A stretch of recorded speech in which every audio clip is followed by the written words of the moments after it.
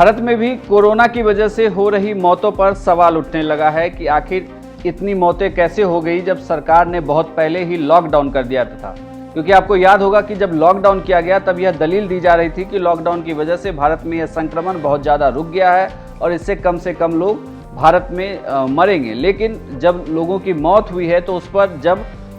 Press conference के दौरान joint secretary love Agarwal से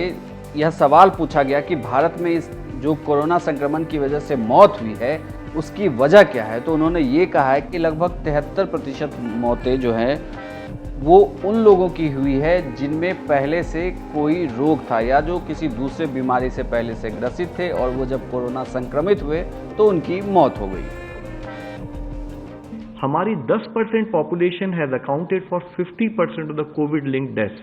और इससे हमारे सामने एक और दूसरी एनालिसिस अगर हम करते हैं तो हम देखते हैं कि साथ ही कोमॉर्बिडिटीज जैसे कि diabetes, hypertension, cardiovascular disease, respiratory diseases,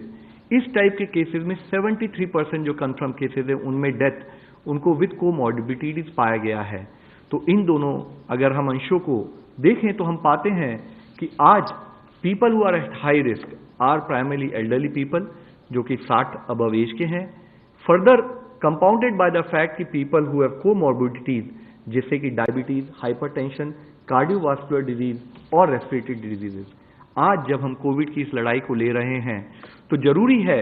कि जो भी हाई रिस्क में हमारे देश के लोग हैं वह हमें सपोर्ट दें, वह रिक्वायर्ड प्रिवेंटिव एक्शन लेते रहें और साथ में अपने सिम्टम्स के बेसिस पर वह जो भी मेडिकल एडवाइस और मेडिकल फॉलोअप वह करें। जरूरी है कि वे सोशल डिस्टेंस बनाकर रखें उन लोगों से भी अपने घर में जो कि घर से बाहर जाते रहते हैं। वह ये इंश्योर करें कि अगर उन्हें कोई प्री एग्जिस्टिंग मेडिकल कंडीशन हो, चाहे वो डायबिटीज हो, हाइपरटेंशन हो या कार्डियोवास्कुलर डिजीज हो, वह उससे संबंधित दवाई और उससे संबंधित चेकअप में कोई भी कोताही ना करें। साथ ही जरूरी है कि हम इम्यूनिटी बूस्टिंग पर भी काम करें। मिनिस्ट्री ऑफ आयुष द्वारा प्रेस्क्राइब किए गए चाहे वो हर्बल टी हो चाहे काढ़ा हो, उसको लेकर भी हम अपनी इम्यूनिटी की तरफ भी काम करें। यह बहुत जरूरी एक कार्य हमारे लिए सामने है।